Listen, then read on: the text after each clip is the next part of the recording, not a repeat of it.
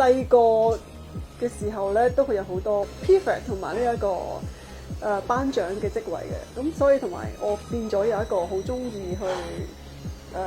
好有條理去做嘢嘅人咧，可以咁講。咁再加上爸爸媽媽好渴望佢嘅子女能夠喺呢一個公職上面做一啲好穩定嘅工作，咁可以用鐵飯碗嚟形容啦。咁對佢嚟講好有安全感嘅，咁所以佢都好希望佢哋嘅自己仔女會做到呢個行業咯。咁所以就有呢一個夢想啦。咁但 end up 咧，原來係兩回事嚟嘅。當我喺現實生活中做咗唔同嘅行業咯。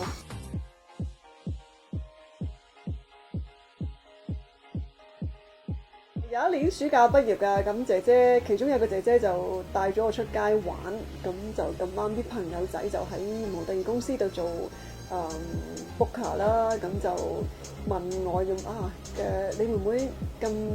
仲係好 young 又咁高，不如又試下，不如有興趣嘅話就試下呢個行業啦，反正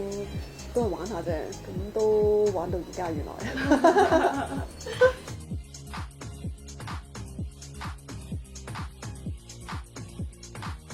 有身邊好多朋友都有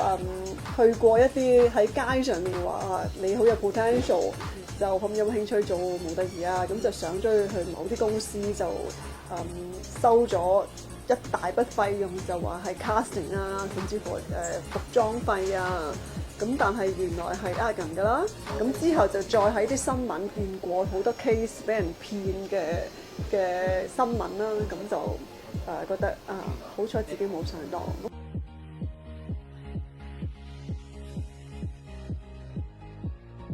我就覺得你一定要係有一個好想去進步嘅心，即係頭先可以講話，我好貪靚嘅，我要想去再進一步去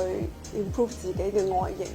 咁你就要有咁嘅行動啦。咁其實包括好多嘢㗎，咁你係咪覺得你嘅唔滿意嘅地方喺身形方面啦？咁有好多嘢搭救啦，譬如運動啦、飲食啦，咁再加上衣着打扮、配搭上面顏色啊、cutting 啊，即係呢啲都可以去打造咯。髮型你可以問髮型師，化妝你可以問化妝師，咁護膚就真係要靠自己啦。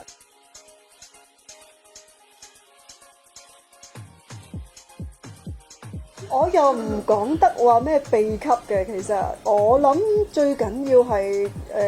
第一係生活習慣啦，你嘅作息時間啦、飲食啦、運動啦，第二係心態啦，咁你嘅成日都會諗住我好老啦，已經咁嘅 age， 成日都咁講。因為我身邊好多朋友都係咁啦，我哋覺得冇乜活力嘅嗰樣變咗嚇，更加我覺得你更加要去譬如新嘅年輕一代更加要吸收多啲而家呢個市場流行啲乜嘢，令到自己個人個求知欲強啲，咁你就會更加有活力去做，更加想去做多啲嘅唔同嘅尋求知識嘅新嘢咯。如果想留意多啲健康生活嘅資訊，記得留意 Bambu's Life 啦。